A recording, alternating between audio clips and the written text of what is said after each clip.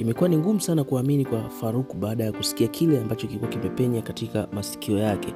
Maana alisikia kwamba Osman ambaye ni mdogo wake aliyekuwa anamwamini sana na kumpenda alikuwa anampenda mke wake. Jambo hilo lilimfanya ajisikie vibaya sana mpaka kupelekea hatua ya wawili hawa ndugu ambaye ni Osman pamoja na Faruku kufika hatua ya kutofautiana.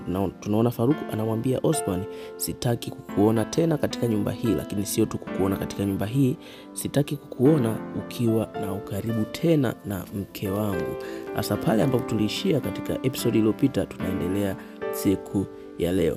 Leo katika familia hii ya Borani, furaha inatanda baada ya Emil kumfuata Suleia na kumuonyesha upendo na kumuomba warudi kuwa kama zamani, baada ya kuona kila kitu ambacho kilikuwa kinatokea kilikuwa hakiko sawa. Na tunaona kwa siku moja Emil alikutana na Suleia na Suleia alikuwa na huzuni sana baada ya kusema na kuna mambo ambayo huwa yanatokea na yanakuwa ni makosa, lakini huwa yanafanyika kwa ajili ya kuhakikisha tu kila kitu kinakuwa sawa. Na mimi leo naona inawezekana Dilara hatonisamehe tena na kurudi kuwa rafiki na mimi. Inawezekana kabisa Dilara hatanisemesha tena katika maisha yake yote. Sasa jambo lile alipokuwa anazungumza na Emil alikuwa analia. Kwa hiyo jambo lile likawa limetokea kwa hivyo, na Emil leo anamfanyia surprise kabisa Suleia kwa kuchukua mapulizo na kuyapuliza na kwenda nayo, na alimwambia mapulizo huwa yana maana nzuri sana, kwa hiyo anahitaji kurudi kuwa kama zamani, yani waanze upya. Sasa kwa upande wa Faruku, na yeye leo anafika ofisini anakutana na surprise.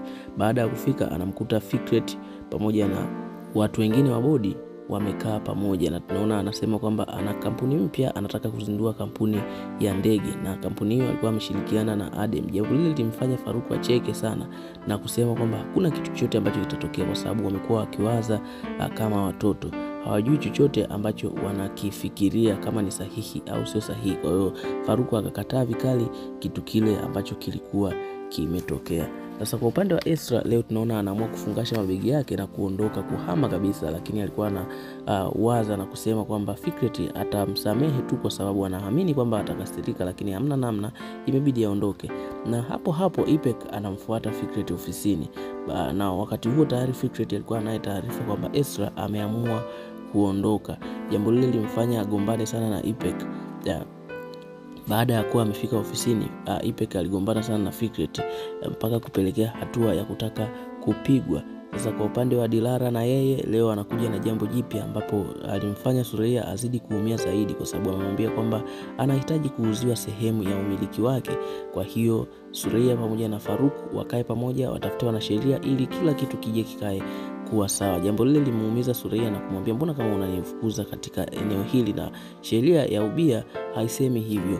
Na Suleia tunaona anaumia kweli, kwa sababu alikuwa hafanyi vile kuficha ile barua kwa ajili ya kitu yani kwa ajili ya ubaya, ila alikuwa anataka kuhakikisha kila mtu anabaki kuwa salama. Kwa upande wa Nurgul, leo anakutwa na mama yake Bade, na baada ya kukutwa tunaona anaambiwa kwamba naona umeamua kumuozesha binti yangu katika familia hii ya kitajiri. Na ile ilikuwa ni maneno ambayo hayakuwa maneno ya heri, lakini kulikuwa kuna kitu kinaendelea ndani yake. Kwa upande wa Nurgul, naye baada ya kupata maneno hayo tunaona anamfuata leo Esma Sultan na kumwambia, mimi naomba niache kazi, mimi pamoja na mume wangu Mustafa. Jambo hilo limemshtua sana Esma Sultan. Sasa je, ni nini ambacho kitatokea? Mimi na wewe hatujui. Tuendelee kufuatilia tamthilia hii, kila kitu kitakwenda kuwa sawa. Nikukumbushe kusubscribe ambao hujasubscribe, na ambao umesubscribe endelea kushare na kulike pia. Asante.